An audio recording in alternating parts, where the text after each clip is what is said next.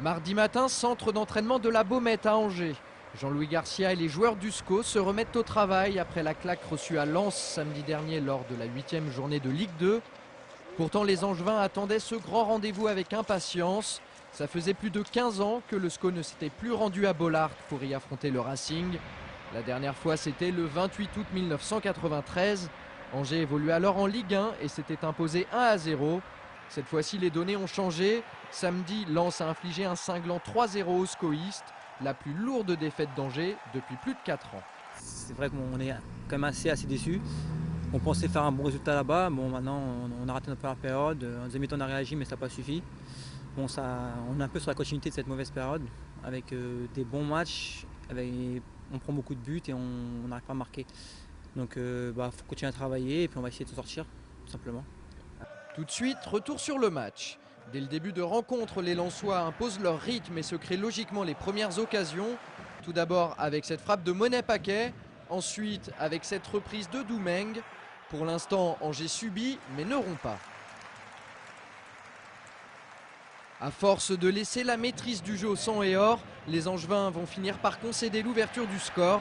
À la 18e minute, Monet-Paquet prend de vitesse Ekwele et trouve Boukari, étrangement seul dans la surface de réparation. L'attaquant nordiste a tout le temps de contrôler et d'ajuster un Padovani bien seul sur ce coup-là. Quelques instants plus tard, l'équipe de Jean-Guy Valem s'offre une nouvelle incursion dans le camp angevin. Demont centre pour Monet-Paquet, très en vue dans ce match. Ce dernier place une jolie tête qui oblige Padovani à s'employer.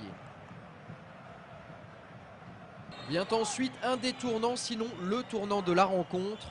Suite à ce coup franc de Brunel, le cuir revient dans les pieds de Couturier qui frappe instantanément. Malheureusement pour lui, c'est la barre qui repousse sa tentative alors que Rougneux semblait battu. À la mi-temps, Lens mène 1-0. Au retour des vestiaires, les SCOistes sont plus pressants.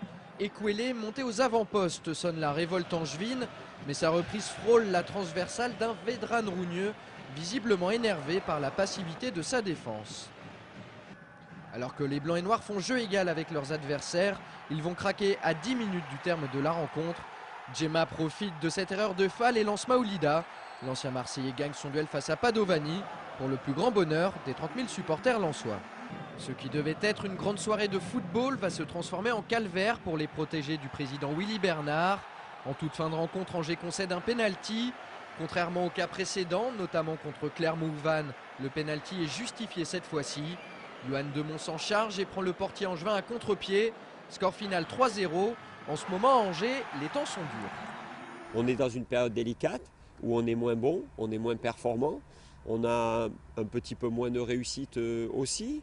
Donc il faut travailler, cravacher. Mais je crois que si nous parvenions dès vendredi à gagner contre 3, ce genre de discours n'aurait plus lieu. Au classement, le SCO recule d'une place et est désormais 11e avec 9 points. Angers ne possède plus que 3 longueurs d'avance sur le premier relégable, Reims.